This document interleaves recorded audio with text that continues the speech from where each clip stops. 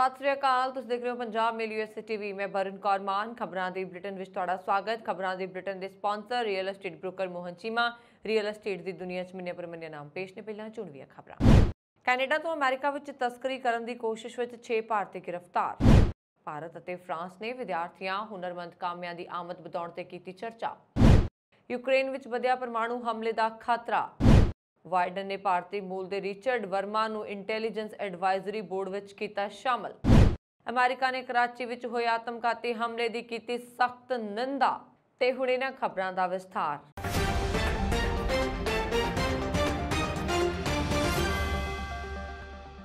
Canada तो America विच तस्करी करन दी असफल कोशिश दौरान डुबदी किश्ती ते फड़े जाने तो बाद अमेरिकी सरहदी अधिकारियों ने 19-21 साल के 6 भारतीय नागरिकों को गिरफ्तार कर लिया। यूएस कस्टम्स और बॉर्डर प्रोटैक्शन ने वीरवार को एक बयान में कहा कि सेंट रेगिस मोहॉक कबायली पुलिस विभाग, अक्वेसाने मोहॉक पुलिस सर्विस और हॉगन्सबर्ग एक्सेस ने volunteer fire department, Massena border patrol तो यूएस बॉर्डर पेट्रोल एजेंटों की सहायता नाल स्टेशन ने वीरवार सवेरे तड़के तस्करी की असफल कोशिश के संबंध में 7 लोगों को गिरफ्तार किया। 19 तो 21 साल की उम्र के भारत के 6 नागरिक ने उन्होंने अमेरिकी कानून की उलंघना करके एलियन द्वारा गलत प्रवेश का दोष लगाया गया है। 7वां व्यक्ति संयुक्त राज्य का एक नागरिक है जिसते एलियन तस्करी का दोष लगाया गया सी, जो कि एक कोर अपराध है और हरेक उलंघना लिए जुर्माना और 10 साल तक की कैद की सज़ा हो सकती है। पिछले हफ्ते शक्की गतिविधि की सूचना एक्वेसाने मोहॉक पुलिस सेवा को दी गई सी, जिसने सेंट गेरिस मोहॉक कबायली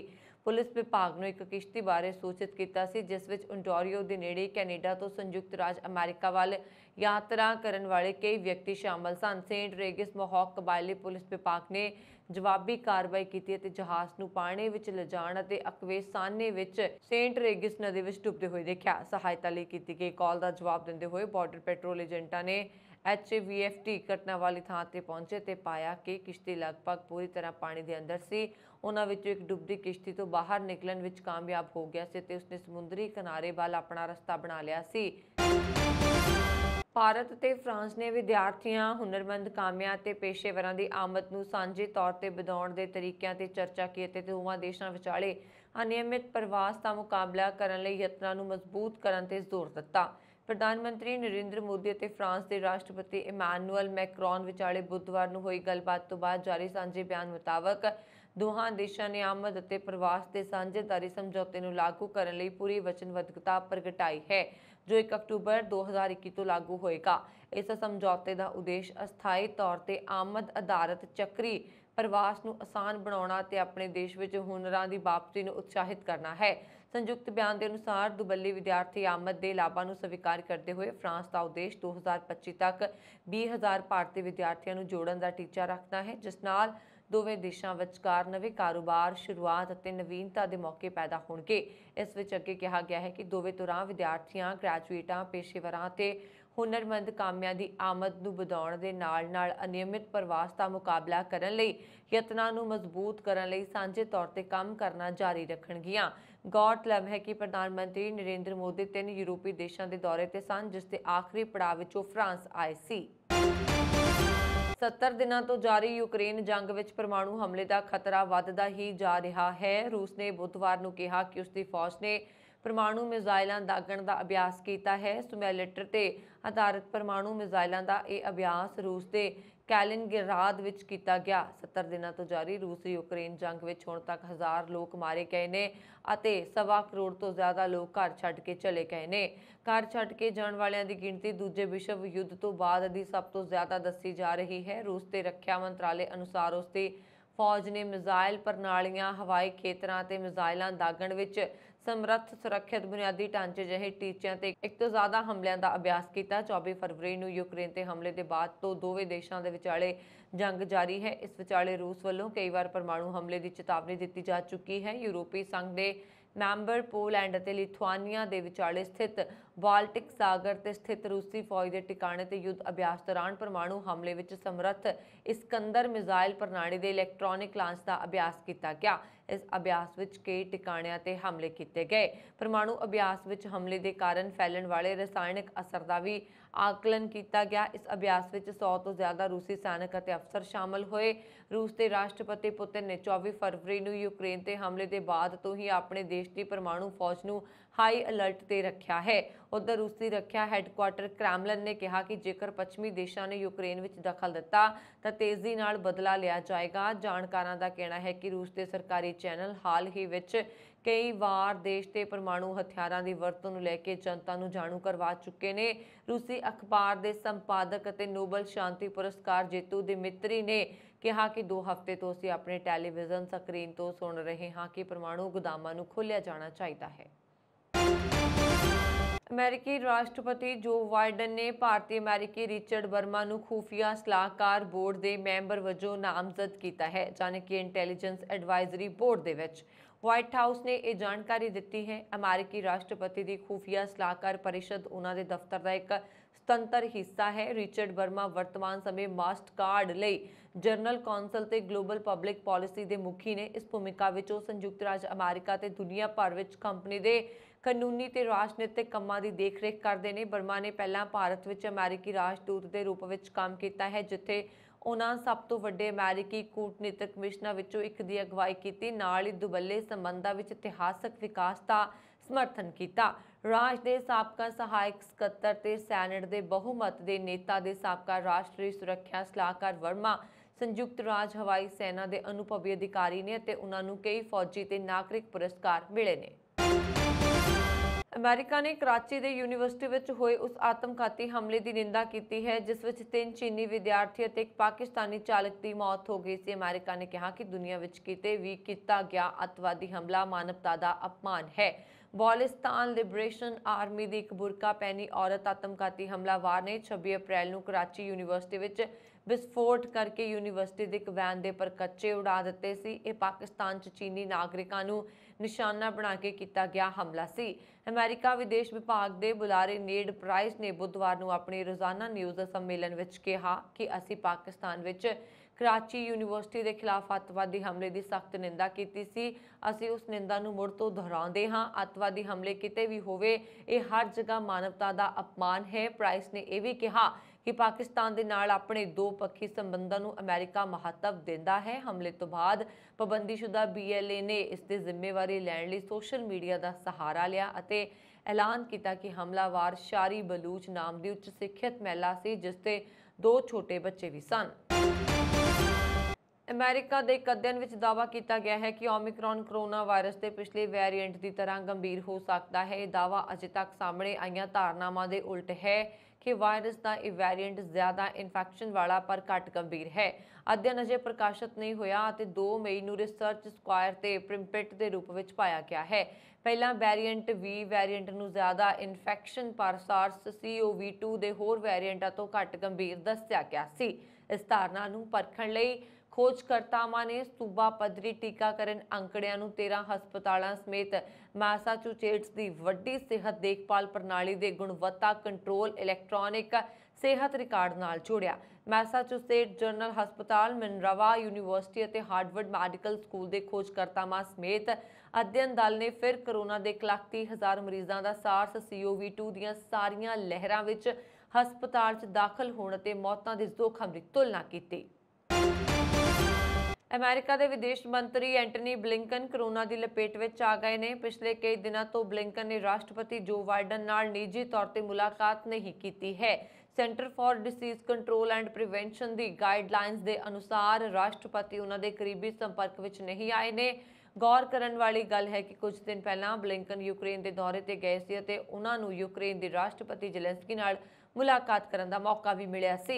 विदेश मंत्री वालों इस गल की जानकारी दी गई कि एंटनी ब्लिंकन कोरोना पॉजिटिव पाए गए ने ते हुण वो अपने काम नूं वर्चुअली करनगे। ब्लिंकन पूरी तरह नाल कोरोना वैक्सीन नाल सुरक्षित ने। उन्हां विच कोरोना के हल्के लक्षण महसूस हो रहे हैं। राष्ट्रपति जो बाइडन काफ़ी समय तो ब्लिंकन के संपर्क में नहीं आए हैं। विदेश मंत्रालय के बुलारे नेड प्राइस ने दस्सिया कि ब्लिंकन चाइनी पॉलिसी ते भाषण नहीं देंगे। बयान जारी करके कहा गया कि विदेश मंत्री जल्द ही अपने विभाग में परतणगे। गौर करने वाली गल है कि शनिचरवार नूं नेड प्राइस और एंटनी ब्लिंकन ने खुद नूं कुछ समय लिए घर ते ही आइसोलेट कर लिया है। इत्थों ही वर्चुअल स्रोतां राहीं काम कर रहे हैं। दस दिए कि ब्लिंकन तो पहला अमेरिका के उप राष्ट्रपति ਕਮਲਾ ਹੈਰਿਸ ਵੀ ਕੋਰੋਨਾ ਦੀ ਲਪੇਟ ਵਿੱਚ ਆ ਚੁੱਕੇ ਹਨ। ਹਾਲਾਂਕਿ ਪਿਛਲੇ ਹਫ਼ਤੇ ਉਹ ਕੰਮ ਤੇ ਵਾਪਸ ਪਰਤ ਆਏ ਨੇ। ਉਹਨਾਂ ਦਾ ਕੋਰੋਨਾ ਟੈਸਟ ਨੈਗੇਟਿਵ ਆਇਆ ਹੈ। ਪਿਛਲੇ ਹਫ਼ਤੇ ਹੀ ਕਮਲਾ ਹੈਰਿਸ ਪੋਜ਼ਿਟਿਵ ਹੋਏ ਸੀ।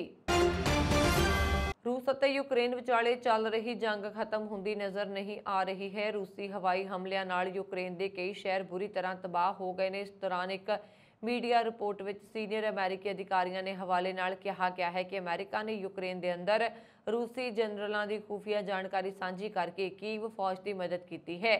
ਨਿਊਯਾਰਕ ਟਾਈਮਜ਼ ਦੀ ਰਿਪੋਰਟ ਹੈ ਕਿ ਅਮਰੀਕਾ ਨੇ ਕਥਿਤ ਤੌਰ ਤੇ ਕੀਵ ਨੂੰ ਰੂਸ ਦੇ ਮੋਬਾਈਲ ਫੌਜੀ ਹੈੱਡਕੁਆਰਟਰ ਬਾਰੇ ਜਾਣਕਾਰੀ ਦਿੱਤੀ ਹੈ।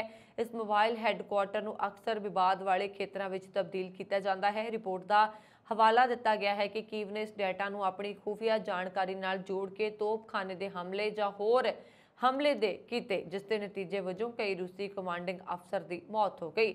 ਅਮਰੀਕੀ ਅਧਿਕਾਰੀਆਂ ਨੇ ਇਹ ਦੱਸਣ ਤੋਂ ਇਨਕਾਰ ਕਰ ਦਿੱਤਾ ਹੈ ਕਿ ਕਿੰਨੇ ਰੂਸੀ ਜਨਰਲ ਮਾਰੇ ਗਏ ਨੇ। ਅਮਰੀਕੀ ਅਧਿਕਾਰੀਆਂ ਨੇ ਇਹ ਦੱਸਣ ਤੋਂ ਇਨਕਾਰ ਕਰ ਦਿੱਤਾ ਕਿ ਅਸਲ ਵਿੱਚ ਕਿੰਨੇ ਰੂਸੀ ਜਨਰਲ ਅਮਰੀਕੀ ਮਦਦ ਨਾਲ ਮਾਰੇ ਗਏ ਸਨ। ਉਸਨੇ ਇਹ ਵੀ ਖੁਲਾਸਾ ਨਹੀਂ ਕੀਤਾ ਕਿ ਵਾਸ਼ਿੰਗਟਨ ਦੁਆਰਾ ਰੂਸੀ ਕਮਾਂਡ ਹੈੱਡਕੁਆਰਟਰ ਤੇ ਡੇਟਾ ਪ੍ਰਾਪਤ ਕਰਨ ਲਈ ਵਰਤੇ ਗਏ ਤਰੀਕਿਆਂ ਦੀ ਵਰਤੋਂ ਇਸ ਚਿੰਤਾ ਦੇ ਕਾਰਨ ਕੀਤੀ ਗਈ ਸੀ ਕਿ ਹੋਰ ਖੁਫੀਆ ਜਾਣਕਾਰੀ ਨੂੰ ਰੋਕ ਸਕਦਾ ਹੈ। ਨਿਊਯਾਰਕ ਟਾਈਮਜ਼ ਨੇ ਰਿਪੋਰਟ ਦਿੱਤੀ ਹੈ ਕਿ ਮਾਸਕੋ ਅਤੇ ਕੀਵ ਵਿਚਕਾਰ ਸੰਘਰਸ਼ ਦੇ ਦੌਰਾਨ ਯੂਐਸ ਏਜੰਸੀਆਂ ਨੇ ਰੂਸੀ ਸੈਨਿਕਾਂ ਦੀ ਗਤੀ ਦਾ ਪਤਾ ਲਗਾਉਣ ਲਈ ਕਲਾਸੀਫਾਈਡ ਅਤੇ ਵਪਾਰਕ ਸੈਟੇਲਾਈਟਾਂ ਸਮੇਤ ਕਈ ਸਰੋਤਾਂ ਤੇ ਭਰੋਸਾ ਕੀਤਾ ਹੈ। ਸੂਤਰਾਂ ਨੇ ਕਿਹਾ ਕਿ ਜਨਰਲਾਂ ਨੂੰ ਨਿਸ਼ਾਨਾ ਬਣਾਉਣ ਵਿੱਚ ਕਥਿਤ ਸਹਾਇਤਾ ਯੂਕਰੇਨ ਨੂੰ ਅਸਲ ਸਮੇਂ ਦੀ ਜੰਗੀ ਖੁਫੀਆ ਜਾਣਕਾਰੀ ਪ੍ਰਦਾਨ ਕਰਨ ਲਈ ਰਾਸ਼ਟਰਪਤੀ ਜੋ ਬਾਈਡਨ ਦੇ ਪ੍ਰਸ਼ਾਸਨ ਦੁਆਰਾ ਇੱਕ ਸ਼੍ਰੇਣੀਬੱਧ ਕੋਸ਼ਿਸ਼ ਦਾ ਹਿੱਸਾ ਸੀ। ਇਸ ਦੇ ਨਾਲ ਹੀ ਰਾਸ਼ਟਰੀ ਸੁਰੱਖਿਆ ਪਰਿਸ਼ਦ ਦੀ ਬੁਲਾਰਾ ਐਡਰਾਈਨ ਨੇ ਇਸ ਰਿਪੋਰਟ ਨੂੰ ਖਾਰਜ ਕਰ ਦਿੱਤਾ। ਇਹ ਦਾਅਵਾ ਕਰਦਾ ਹੈ ਕਿ ਰੂਸੀ ਜਨਰਲਾਂ ਨੂੰ ਮਾਰਨ ਦੇ ਇਰਾਦੇ ਨਾਲ ਯੂਕਰੇਨ ਦੀ ਫੌਜ ਨੂੰ ਯੂਐਸ ਦੇ ਯੁੱਧ ਖੇਤਰ ਦੀ ਖੁਫੀਆ ਜਾਣਕਾਰੀ ਪ੍ਰਦਾਨ ਨਹੀਂ ਕੀਤੀ ਗਈ ਸੀ। ਤਾਇਵਾਨ ਨੇ ਅਮਰੀਕਾ ਤੋਂ ਐਂਟੀ ਸਬਮਰੀਨ ਹੈਲੀਕਾਪਟਰ ਖਰੀਦਣ ਤੋਂ ਇਨਕਾਰ ਕਰ ਦਿੱਤਾ ਹੈ। ਤਾਇਵਾਨ ਨੇ ਵੀਰਵਾਰ ਨੂੰ ਸੰਕੇਤ ਦਿੱਤਾ ਕਿ ਉਸਨੇ ਸੰਯੁਕਤ ਰਾਸ਼ਟਰ ਤੋਂ ਉન્નਤ ਨਵੇਂ ਐਂਟੀ ਸਬਮਰੀਨ ਹੈਲੀਕਾਪਟਰ ਖਰੀਦਣ ਦੀ ਯੋਜਨਾ ਨੂੰ ਇਹ ਕਹਿੰਦੇ ਹੋਏ ਛੱਡ ਦਿੱਤਾ ਕਿ ਉਹ ਬਹੁਤ ਮਹਿੰਗੇ ਨੇ। ਤਾਇਵਾਨ ਨੇ ਪਹਿਲਾਂ ਕਿਹਾ ਸੀ ਕਿ ਉਹ ਲੌਕਹੀਡ ਮਾਰਟਿਨ ਕਾਰਪੋਰੇਸ਼ਨ ਯੂਨਿਟ ਸਿਕੋਰਸਕੀ ਦੁਆਰਾ ਬਣਾਏ ਗਏ 12 MH-60R ਐਂਟੀ सबमरीन ਹੈਲੀਕਾਪਟਰ ਖਰੀਦਣ ਦੀ ਯੋਜਨਾ ਬਣਾ ਰਿਹਾ। ਹਾਲਾਂਕਿ ਤਾਇਵਾਨ ਮੀਡੀਆ ਦਾਅਵਾ ਕਰ ਰਿਹਾ ਹੈ ਕਿ ਅਮਰੀਕਾ ਨੇ ਇਹਨਾਂ ਹੈਲੀਕਾਪਟਰਾਂ ਨੂੰ ਵੇਚਣ ਤੋਂ ਇਨਕਾਰ ਕਰ ਦਿੱਤਾ ਕਿਉਂਕਿ ਇਹ ਤਾਇਵਾਨ ਦੀਆਂ ਜ਼ਰੂਰਤਾਂ ਦੇ ਮੁਤਾਬਕ ਨਹੀਂ ਸੀ। ਤਾਇਵਾਨ ਦੇ ਰੱਖਿਆ ਮੰਤਰੀ ਚੀ ਕੋਊ ਚਿੰਗ ਨੇ ਸਭ ਤੋਂ ਪਹਿਲਾਂ ਹੈਲੀਕਾਪਟਰ ਮਾਮਲੇ ਦਾ ਹਵਾਲਾ ਦਿੱਤਾ ਜਦੋਂ ਸੰਸਦ ਵਿੱਚ ਤਾਇਵਾਨ ਦੁਆਰਾ ਨਵੇਂ ਅਮਰੀਕੀ ਹਥਿਆਰਾਂ ਦੀ ਖਰੀਦ ਵਿੱਚ ਹਾਲ ਹੀ ਵਿੱਚ ਬਦਲਾਅ ਬਾਰੇ ਪੁੱਛਿਆ ਗਿਆ। ਕੀਮਤ ਬਹੁਤ ਜ਼ਿਆਦਾ ਹੈ, ਸਾਡੇ ਦੇਸ਼ ਦੀ ਸਮਰੱਥਾ ਦੀ ਸੀਮਾ ਤੋਂ ਬਾਹਰ ਹੈ। ਉਹਨਾਂ ਨੇ ਕਿਹਾ ਕਿ 2 ਹੋਰ ਹਥਿਆਰਾਂ ਦੀ ਖਰੀਦ ਵਿੱਚ ਦੇਰੀ ਹੋਈ ਹੈ। ਅਮਰੀਕਾ ਦੇ ਇੱਕ ਚੋਟੀ ਦੇ ਅਧਿਕਾਰੀ ਨੇ ਦਾਅਵਾ ਕੀਤਾ ਹੈ ਕਿ ਰੂਸ ਇਸ ਮਹੀਨੇ ਪੂਰਬੀ ਯੂਕਰੇਨ ਦੇ ਵੱਡੇ ਹਿੱਸੇ ਤੇ ਕਬਜ਼ਾ ਕਰਨਾ ਚਾਹੁੰਦਾ ਹੈ। ਇਹ ਦੱਖਣੀ ਸ਼ਹਿਰ ਖੇਰਸਨ ਨੂੰ ਇੱਕ ਸੁਤੰਤਰ ਖੇਤਰ ਵਜੋਂ ਮਾਨਤਾ ਦੇਣ ਦੀ ਤਿਆਰੀ ਵੀ ਕਰ ਰਿਹਾ ਹੈ। ਇੱਥੇ ਰੂਸੀ ਫੌਜ ਨੇ ਖਾਰਕਿਵ ਤੇ ਫਿਰ ਤੋਂ ਬੰਬਾਰੀ ਕੀਤੀ ਹੈ। ਪੂਰਬੀ ਯੂਕਰੇਨ ਦੇ ਕਈ ਸ਼ਹਿਰਾਂ ਨੂੰ ਵੀ ਨਿਸ਼ਾਨਾ ਬਣਾਇਆ ਗਿਆ ਹੈ, ਜਦੋਂ ਕਿ ਡੋਨੇਸਟਕ ਦੇ ਗਵਰਨਰ ਨੇ ਕਿਹਾ ਕਿ ਮੰਗਲਵਾਰ ਨੂੰ ਇੱਥੇ ਰੂਸੀ ਬੰਬਾਰੀ ਵਿੱਚ 9 ਨਾਗਰਿਕ ਮਾਰੇ ਗਏ।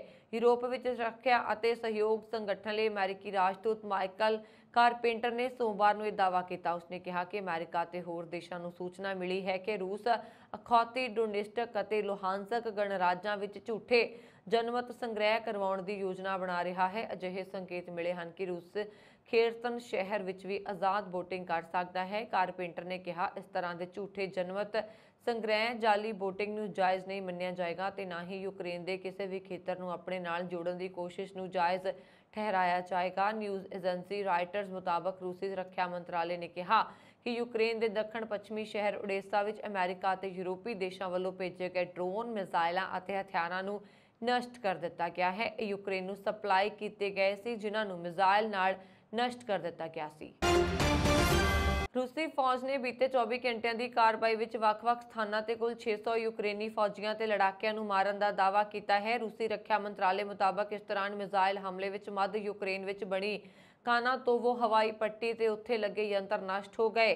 ਦੱਖਣੀ ਯੂਕਰੇਨ ਦੇ ਸ਼ਹਿਰ ਮੀਕੋਲਾਈਵ ਵਿੱਚ ਬਣਿਆ ਹਥਿਆਰਖਾਨਾ ਵੀ ਰੂਸੀ ਮਿਜ਼ਾਈਲਾਂ ਨੇ ਨਸ਼ਟ ਕਰ ਦਿੱਤਾ ਹੈ।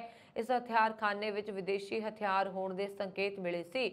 ਯੂਕਰੇਨ ਦੀ ਫੌਜ ਨੇ ਦਾਅਵਾ ਕੀਤਾ ਹੈ ਕਿ ਵੀਰਵਾਰ ਨੂੰ ਉਸਨੇ ਰੂਸ ਦੇ ਕਬਜ਼ੇ ਵਿੱਚ ਚਲੇ ਗਏ ਦੱਖਣ ਦੇ ਕਈ ਇਲਾਕੇ ਵਾਪਸ ਖੋਹੇ ਗਏ ਇਲਾਕੇ ਖੇਰਾਸਨ ਤੇ ਮੀਕੋਲਾਈਵ ਦੇ ਹਨ। ਇਸ ਦੇ ਨਾਲ ਹੀ ਪੂਰਬੀ ਯੂਕਰੇਨ ਦੇ ਡੋਨਬਾਸ ਵਿੱਚ ਰੂਸੀ ਫੌਜ ਦੇ 11 ਹਮਲੇ ਨਾਕਾਮ ਕਰ ਦਿੱਤੇ ਗਏ। ਡੋਨਬਾਸ ਵਿੱਚ ਰੂਸੀ ਹਮਲਿਆਂ 'ਚ 5 ਨਾਗਰਿਕ ਮਾਰੇ ਗਏ ਤੇ 25 ਜ਼ਖਮੀ ਹੋਏ ਨੇ। ਇਨ੍ਹਾਂ ਹਮਲਿਆਂ 'ਚ ਕਈ ਘਰਾਂ ਤੇ ਸਕੂਲਾਂ ਨੂੰ ਨੁਕਸਾਨ ਹੋਇਆ ਹੈ। ਮਾਰੀਓਪੋਲ ਦੀ ਅਜ਼ਵੋਸਟਾਲ ਸਟੀਲ ਫੈਕਟਰੀ ਦੇ ਅੰਦਰ ਆਮੋ ਸਾਹਮਣੇ ਦੀ ਲੜਾਈ ਜਾਰੀ ਹੈ। ਬੁੱਧਵਾਰ ਦੇਰ ਸ਼ਾਮ रूसी फौजी सैक्टरी ਕੰਪਲੈਕਸ ਵਿੱਚ ਵੜ ਆਏ ਨੇ। ਉੱਥੇ ਸੁਰੰਗਾਂ 'ਚ ਲੁਕੇ ਯੂਕਰੇਨੀ ਫੌਜੀਆਂ ਤੇ ਲੜਾਕਿਆਂ ਨਾਲ ਉਹਨਾਂ ਦਾ ਮੁਕਾਬਲਾ ਚੱਲ ਰਿਹਾ ਹੈ, ਜਦਕਿ ਰੂਸੀ ਫੌਜ ਨੇ ਸਟੀਲ ਫੈਕਟਰੀ ਤੇ ਹਮਲੇ ਤੋਂ ਇਨਕਾਰ ਕੀਤਾ ਹੈ। ਦੁਨੀਆ ਦੀ ਵੱਡੀ ਆਬਾਦੀ ਭੁੱਖਮਰੀ ਦੀ ਹਾਲਾਤ ਵਿੱਚ ਵੱਧ ਰਹੀ ਹੈ। ਬੀਤੇ ਇੱਕ ਸਾਲ ਵਿੱਚ 4 ਕਰੋੜ ਲੋਕ ਦਾਣੇ ਲਈ ਮੁਹਤਾਜ ਹੋਏ ਨੇ। ਇਹ ਦਾਅਵਾ ਯੂਨਾਈਟਿਡ ਨੇਸ਼ਨ ਦੇ ਇੱਕ ਰਿਪੋਰਟ ਵਿੱਚ ਕੀਤਾ ਗਿਆ। UN ਦੀ ਇੱਕ ਸੰਸਥਾ ਫੂਡ ਐਂਡ ਐਗਰੀਕਲਚਰ ਆਰਗੇਨਾਈਜੇਸ਼ਨ ਨੇ ਇੱਕ ਨਵੀਂ ਰਿਪੋਰਟ ਜਾਰੀ ਕੀਤੀ, ਜਿਸ ਵਿੱਚ ਦੁਨੀਆ ਭਰ 'ਚ ਭੁੱਖਮਰੀ ਨਾਲ ਜੂਝ ਰਹੇ ਲੋਕਾਂ ਦਾ ਅੰਕੜਾ ਸਾਹਮਣੇ ਆਇਆ। ਰਿਪੋਰਟ ਦੀ ਮੰਨੀਏ ਤਾਂ ਇਸ ਸਮੇਂ ਦੁਨੀਆ ਦੀ ਕੁੱਲ 19.3 ਕਰੋੜ ਆਬਾਦੀ ਭੁੱਖਮਰੀ ਵਿੱਚ ਜੀ ਰਹੀ ਹੈ। And agriculture organisation the report ਮੁਤਾਬਕ 53 ਮੁਲਕ ਭੁੱਖਮਰੀ ਦੀ ਇਸ ਪਰੇਸ਼ਾਨੀ ਨਾਲ ਜੂਝ ਰਹੇ ਨੇ, ਪਰ democratic republic of Congo, Ethiopia, Yemen ਅਤੇ ਅਫਗਾਨਿਸਤਾਨ ਵਿੱਚ ਹਾਲਾਤ ਸਭ ਤੋਂ ਵੱਧ ਗੰਭੀਰ ਨੇ। ਇਸ ਭੁੱਖਮਰੀ ਕਾਰਨ ਦੁਨੀਆ ਦੀ ਵੱਡੀ ਆਬਾਦੀ ਮੌਤ ਦੇ ਮੂੰਹ ਵਿੱਚ ਜਾ ਸਕਦੀ ਹੈ। ਰਿਪੋਰਟ ਵਿੱਚ रूस यूक्रेन जंग ਨੂੰ ਕੌਮਾਂਤਰੀ ਮਹਿੰਗਾਈ ਵਧਣ ਦਾ ਵੱਡਾ ਕਾਰਨ ਮੰਨਿਆ ਗਿਆ। ਦਰਅਸਲ रूस यूक्रेन ਦੋਵੇਂ ਹੀ ਖੇਤੀ ਵਿੱਚ ਵਰਤੇ ਜਾਣ ਵਾਲੇ ਉਤਪਾਦਾਂ ਤੋਂ ਲੈ ਕੇ ਕਣਕ, ਸੂਰਜਮੁਖੀ ਦਾ ਤੇਲ ਤੇ ਖਾਦ ਦੇ ਵੱਡੇ ਨਿਰਯਾਤਕ ਨੇ। ਧਿਆਨ ਦੇਣ ਯੋਗ ਗੱਲ ਇਹ ਹੈ ਕਿ ਭੁੱਖਮਰੀ ਦੇ ਮਾਮਲਿਆਂ ਵਿੱਚ ਸੋਮਾਲੀਆ, ਕਾਂਗੋ ਸਣੇ रूस यूक्रेन ਤੋਂ ਕਣਕ ਆਯਾਤ ਕਰਨ ਵਾਲੇ ਦੇਸ਼ਾਂ ਦੀ ਹਾਲਤ ਸਭ ਤੋਂ ਵੱਧ ਖਰਾਬ ਹੈ। ਕੈਨੇਡਾ ਵਿੱਚ ਬ੍ਰਿਟਿਸ਼ ਕੋਲੰਬੀਆ ਦੇ ਪੰਜਾਬੀ ਕਰੈਕਸ਼ਨ ਅਫਸਰ ਬਿਕਰਮਦੀਪ ਸਿੰਘ ਰੰਧਾਵਾ ਦਾ ਕਤਲ ਗਲਤ ਪਛਾਣ ਕਾਰਨ ਹੋਇਆ ਸੀ। ਇਹ ਦਾਅਵਾ ਕਰਦਿਆਂ ਡੈਲਟਾ ਪੁਲਿਸ ਨੇ ਰੰਧਾਵਾ ਦੇ ਪਰਿਵਾਰ ਨੂੰ ਭਰੋਸਾ ਦਿੱਤਾ ਹੈ ਕਿ ਉਹਨਾਂ ਨੇ ਸ਼ੱਕੀਆਂ ਦੀ ਪਛਾਣ ਕਰ ਲਈ ਹੈ ਤੇ ਜਲਦ ਹੀ ਉਹਨਾਂ ਨੂੰ ਗ੍ਰਿਫਤਾਰ ਕਰ ਲਿਆ ਜਾਏਗਾ। ਨਾਲ ਹੀ ਦੱਸਿਆ ਕਿ ਰੰਧਾਵਾ ਨੂੰ ਹਮਲਾਵਰ ਲੋਅਰ ਮੈਨਲੈਂਡ ਵਿੱਚ ਚਲਦੀ ਗੈਂਗਵਾਰ ਵਿੱਚ ਸ਼ਾਮਲ ਸ਼ਖਸ ਸਮਝ ਬੈਠੇ ਸਨ। ਇਸ ਤੇ ਚਲਦਿਆਂ ਹੀ ਉਹਨਾਂ ਨੇ ਇਸ ਵਾਰਦਾਤ ਨੂੰ ਅੰਜਾਮ ਦਿੱਤਾ, ਪਰ ਉਹ ਪੁਲਿਸ ਦੇ ਸ਼ਿਕੰਜੇ 'ਚੋਂ ਨਹੀਂ ਬਚ ਸਕਦੇ। ओंटारियो ਵਿੱਚ 2 ਜੂਨ ਨੂੰ ਹੋਣ ਜਾ ਰਹੀਆਂ ਵਿਧਾਨ ਸਭਾ ਚੋਣਾਂ ਲਈ ਮੈਦਾਨ ਭਖਣਾ ਸ਼ੁਰੂ ਹੋ ਗਿਆ, ਜਿਸ ਦੇ ਲਈ ਸੂਬੇ ਦੀਆਂ 4 ਪ੍ਰਮੁੱਖ ਸਿਆਸੀ ਪਾਰਟੀਆਂ ਨੇ ਰਸਮੀ ਤੌਰ ਤੇ ਚੋਣ ਪ੍ਰਚਾਰ ਸ਼ੁਰੂ ਕਰ ਦਿੱਤਾ ਹੈ। ਚੋਣ ਪ੍ਰਚਾਰ ਦੇ ਪਹਿਲੇ ਦਿਨ ਪੀਸੀ ਪਾਰਟੀ ਵੱਲੋਂ ਇਟਵੋਬੀਕੋ ਵਿੱਚ ਰੈਲੀ ਕੀਤੀ ਗਈ, ਜਦਕਿ ਐਨਡੀਪੀ, ਲਿਬਰਲ ਤੇ ਗ੍ਰੀਨ ਪਾਰਟੀ ਦੇ ਨੇਤਾਵਾਂ ਨੇ ਵੀ ਵੱਖ-ਵੱਖ ਥਾਵਾਂ ਤੇ ਰੈਲੀਆਂ ਕਰਕੇ ਵੋਟਰਾਂ ਨੂੰ ਆਪਣੇ ਵੱਲ ਖਿੱਚਣ ਦਾ ਯਤਨ ਕੀਤਾ। ओंटारियो ਦੀਆਂ 43वीं ਵਿਧਾਨ ਸਭਾ ਚੋਣਾਂ ਲਈ ਸੂਬੇ ਦੀਆਂ 4 ਪ੍ਰਮੁੱਖ ਪਾਰਟੀਆਂ ਨੇ ਚੋਣ ਪ੍ਰਚਾਰ ਸ਼ੁਰੂ ਕਰਦਿਆਂ ਵੱਖ-ਵੱਖ ਥਾਵਾਂ ਤੇ ਰੈਲੀਆਂ ਕੀਤੀਆਂ। ਸਥਾਨਕ ਮੀਡੀਆ ਨੇ ਪੁਲਿਸ ਦੇ ਹਵਾਲੇ ਨਾਲ ਦੱਸਿਆ ਹੈ ਕਿ ਦੱਖਣੀ ਕੈਲੀਫੋਰਨੀਆ ਵਿੱਚ ਇੱਕ ਪ੍ਰਾਈਵੇਟ ਯੂਨੀਵਰਸਿਟੀ ਨੇੜੇ ਗੋਲਾਬਾਰੀ ਵਿੱਚ 2 ਲੋਕਾਂ ਦੀ ਮੌਤ ਹੋ ਗਈ ਹੈ ਤੇ ਇੱਕ ਜ਼ਖਮੀ ਹੋ ਗਿਆ। ਜਾਂਚਕਰਤਾਵਾਂ ਨੇ ਦੱਸਿਆ ਕਿ ਇਹ ਖੂਨ ਖਰਾਬਾ ਬੁੱਧਵਾਰ ਨੂੰ ਰਿਵਰਸਾਈਡ ਸ਼ਹਿਰ ਦੇ PRS ਸਟਰੀਟ ਦੇ 11000 ਬਲਾਕ ਦੇ ਸਵੇਰੇ 2:15 ਤੇ ਹੋਇਆ, ਜਿੱਥੇ ਲਾ ਸੀਏਰਾ ਯੂਨੀਵਰਸਿਟੀ ਦੇ ਨੇੜੇ ਦੇ ਖੇਤਰ ਵਿੱਚ ਗੋਲਾਬਾਰੀ ਦੀਆਂ ਰਿਪੋਰਟਾਂ ਤੋਂ ਬਾਅਦ ਅਧਿਕਾਰੀਆਂ ਨੇ 2 ਲੋਕਾਂ ਨੂੰ ਗੋਲੀਆਂ ਨਾਲ ਜ਼ਖਮੀ ਪਾਇਆ। ਇੱਕ ਵਿਅਕਤੀ ਦੀ ਮੌਕੇ ਤੇ ਮੌਤ ਹੋ ਗਈ ਤੇ ਦੂਜੇ ਨੂੰ ਹਸਪਤਾਲ ਭੇਜ ਦਿੱਤਾ ਗਿਆ। ਕੁਝ ਮਿੰਟਾਂ ਬਾਅਦ ਅਧਿਕਾਰੀਆਂ ਨੇੜਲੇ ਫ੍ਰੀਵੇ ਆਫ ਰੈਂਪ ਤੇ ਫਲੈਗ ਕੀਤਾ ਤੇ ਇੱਕ ਹੋਰ ਵਿਅਕਤੀ ਜਿਸ ਨੂੰ ਕਈ ਗੋਲੀਆਂ ਲੱਗੀਆਂ ਸਨ ਨੂੰ ਹਸਪਤਾਲ ਲਿਜਾਇਆ ਗਿਆ, ਪਰ ਬਾਅਦ ਵਿੱਚ ਉਸ ਦੀ ਮੌਤ ਹੋ ਗਈ। ਕਾਂਗਰਸੀ ਨੇਤਾ ਰਾਹੁਲ ਗਾਂਧੀ ਨੇ ਇੱਕ ਵਾਰ ਫਿਰ ਤੋਂ ਪ੍ਰਧਾਨ ਮੰਤਰੀ ਨਰਿੰਦਰ ਮੋਦੀ ਤੇ ਨਿਸ਼ਾਨਾ ਸਾਧਿਆ ਹੈ। ਉਹਨਾਂ ਨੇ ਟਵੀਟ ਕਰਦਿਆਂ ਲਿਖਿਆ ਕਿ ਕੋਵਿਡ ਕਾਰਨ 47 ਲੱਖ ਭਾਰਤੀਆਂ ਦੀ ਮੌਤ ਹੋਈ, 4,08,000 ਨਹੀਂ ਜਿਵੇਂ ਕਿ ਸਰਕਾਰ ਨੇ ਦਾਅਵਾ ਕੀਤਾ। ਵਿਗਿਆਨ ਝੂਠ ਨਹੀਂ ਬੋਲਦਾ, PM ਮੋਦੀ ਬੋਲਦੇ ਨੇ। ਉਹਨਾਂ ਪਰਿਵਾਰ ਦਾ ਸਨਮਾਨ ਕਰੋ ਜਿਨ੍ਹਾਂ ਨੇ ਆਪਣਿਆਂ ਨੂੰ ਗਵਾਇਆ। ਜ਼ਰੂਰੀ ਤੌਰ ਤੇ 4 ਲੱਖ ਮੁਆਵਜ਼ੇ ਨਾਲ ਉਹਨਾਂ ਦਾ ਸਮਰਥਨ ਕਰੋ। ਇਸ ਨਾਲ ਰਾਹੁਲ ਗਾਂਧੀ ਨੇ WHO ਦੀ ਰਿਪੋਰਟ ਵੀ ਜੋੜੀ। ਦੱਸ ਦਈਏ ਕਿ ਇਸ ਤੋਂ ਪਹਿਲਾਂ ਰਾਹੁਲ ਗਾਂਧੀ ਨੇ ਪੈਨਸ਼ਨ ਦੇ ਮਾਮਲੇ ਤੇ ਮੋਦੀ ਸਰਕਾਰ ਨੂੰ ਘੇਰਿਆ ਸੀ। ਉਹਨਾਂ ਸਾਬਕਾ ਸੈਨਿਕਾਂ ਨੂੰ ਅਪ੍ਰੈਲ ਮਹੀਨੇ ਦੀ ਪੈਨਸ਼ਨ ਨਾ ਮਿਲਣ ਦਾ ਮੁੱਦਾ ਉਠਾਇਆ। ਸਾਬਕਾ ਕਾਂਗਰਸ ਪ੍ਰਧਾਨ ਨੇ ਇੱਕ ਰਿਪੋਰਟ ਦਾ ਹਵਾਲਾ ਦਿੰਦੇ ਹੋਏ ਅਸਿੱਧੇ ਤੌਰ ਤੇ ਕਿਹਾ ਕਿ ਨਰਿੰਦਰ ਮੋਦੀ ਸਰਕਾਰ ਸੈਨਿਕਾਂ ਤੇ ਦੇਸ਼ ਦਾ ਅਪਮਾਨ ਕਰ ਰਹੀ ਹੈ। ਇਹ ਸਨ ਹੁਣ ਤੱਕ ਦੀਆਂ ਖਬਰਾਂ। ਮੈਨੂੰ ਵਰੁਣ ਕੌਰ ਮਾਨ ਨੂੰ ਦਿਓ ਆ ਗਿਆ। ਹੋਰ ਖਬਰਾਂ ਦੇ ਲਈ ਦੇਖਦੇ ਰਹੋ ਪੰਜਾਬ ਮਿਲੀ USA TV। ਸਤਿ ਸ਼੍ਰੀ ਅਕਾਲ।